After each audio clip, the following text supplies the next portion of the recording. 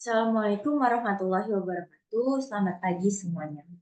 Perkenalkan, saya Yasmin Khairunisa dengan NIM 4233230036. Nah, pada video kali ini saya akan membawakan materi mengenai Pancasila sebagai ideologi negara. Pentingnya Pancasila sebagai ideologi. Satu, karakteristik dan makna ideologi bagi negara. Berikut adalah beberapa karakteristik ideologi bagi negara. Yang pertama, pandangan hidup bersama. Kedua, pemersatu bangsa. Ketiga, sumber inspirasi dan motivasi. Keempat, dasar kebijakan negara. Yang kelima, kontrol sosial dan moralitas. Terdapat beberapa makna ideologi bagi negara. Yang pertama, stabilitas dan keutuhan negara. Kedua, panduan untuk mencapai tujuan nasional.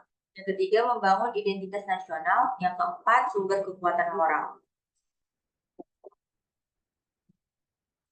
B. Fungsi-fungsi ideologi. Yang pertama, memberi arah dan tujuan sebagai sumber inspirasi dan motivasi. Ketiga, pemersatu bangsa.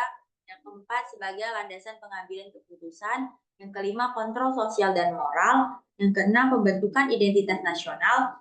Yang ketujuh, memelihara stabilitas dan ketahanan nasional. Yang kedelapan, sebagai pengarah dalam perubahan sosial. Macam-macam ideologi. Yang pertama itu ada ideologi fasisme, di mana ideologi yang menekankan pada nasionalisme ekstrim dan kendali otoriter dengan negara mengontrol semua aspek kehidupan masyarakat. Ciri-cirinya, negara memiliki kekuasaan penuh, penghapusan kebebasan individu, penekanan pada loyalitas terhadap negara, dan pemimpin tunggal yang kuat. Contoh negaranya yaitu Italia di bawah Benito Mussolini dan Jerman di bawah Adolf Hitler. Yang kedua ada ideologi komunis, mana ideologi ini merupakan ideologi yang mengusung masyarakat tanpa kelas dan tanpa kepemilikan pribadi, di mana seluruh kepemilikan dipegang oleh negara. Ciri-cirinya yaitu tidak ada kepemilikan pribadi. Ekonomi diatur sepenuhnya oleh negara dan pembagian hasil produksi didasarkan pada kebutuhan. Contoh negaranya Uni Soviet sebelum runtuh dan Korea Utara. Yang ketiga ada ideologi liberal, di mana ideologi ini merupakan ideologi yang menekankan pada kebebasan individu dalam berbagai aspek kehidupan, seperti politik, ekonomi, dan sosial. Ciri-cirinya mendukung hak-hak individu, kebebasan berpendapat, kebebasan pasar, dan pembatasan peran pemerintah. Contoh negaranya yaitu Amerika Serikat dan sebagian besar negara Eropa Barat. Yang keempat itu ada ideologi Islam. Ideologi Islam adalah sistem pemikiran yang berlandaskan pada ajaran-ajaran Islam dengan Al-Quran dan hadis sebagai sumber utamanya.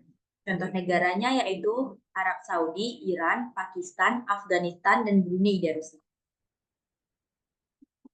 Yang kelima itu ada ideologi Pancasila, di mana ideologi ini merupakan ideologi khas Indonesia yang didasarkan pada 5 prinsip dasar, yaitu ketuhanan, kemanusiaan, persatuan, kerakyatan, dan keadilan sosial.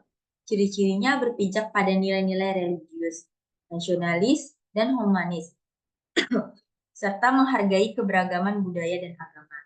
Contoh negaranya yaitu Indonesia, yang merupakan satu-satunya negara dengan ideologi ini. Nah, selanjutnya ada perbandingan ideologi Pancasila dengan paham ideologi besar lainnya di dunia. Yang pertama itu ada Pancasila versus liberalisme. Yang kedua ada Pancasila versus sosialisme. Yang ketiga ada Pancasila versus komunisme, di mana dalam hal kepemilikan dan sistem ekonomi, Pancasila mengakui kepemilikan pribadi tetapi tetap menekankan keadilan sosial. Ekonomi didasarkan pada asas kekeluargaan dan gotong royong. Sedangkan komunisme menolak kepemilikan pribadi, semua kepemilikan dipegang oleh negara dan seluruh hasil produksi dibagi rata sesuai kebutuhan. Dalam hal agama dan kehidupan beragama, Pancasila mengakui dan menghormati keberagaman agama serta menjunjung tinggi nilai ketuhanan terdapat dalam sila pertama.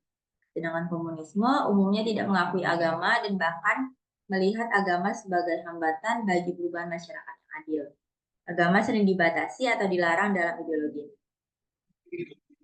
Selanjutnya yang keempat itu ada Pancasila versus fasisme, di mana dalam kebebasan individu dan hak asasi, Pancasila menghormati hak asasi manusia dan kebebasan individu dalam batasan kepentingan umum. Fasisme tidak menghargai kebebasan individu karena negara mengontrol penuh kehidupan warga. Fasisme mementingkan ketaatan mutlak pada negara dan pemimpin.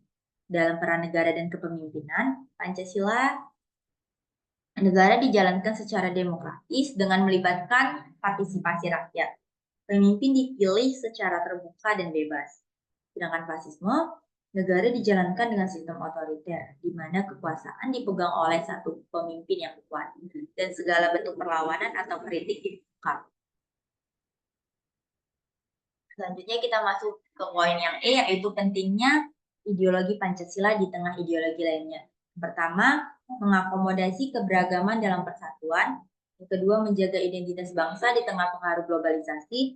Yang ketiga, menawarkan jalan tengah di antara ideologi besar dunia. Yang keempat, sebagai dasar pembentukan sistem hukum yang adil dan berkeadilan sosial. Yang kelima, mendorong pembangunan yang berkelanjutan dan berkeadilan. Yang keenam, menjaga stabilitas nasional di tengah konflik ideologi global. Yang ketujuh, mendorong toleransi beragama dan kehidupan beragama yang harmonis. Yang kedelapan, menjadi landasan moral dan etika dalam kehidupan bernegara. Baiklah, sekian materi yang bisa saya paparkan. Lebih dan kurang saya mohon maaf. Wabillahi taufiq wal hidayah. Wassalamualaikum warahmatullahi wabarakatuh. Sampai jumpa.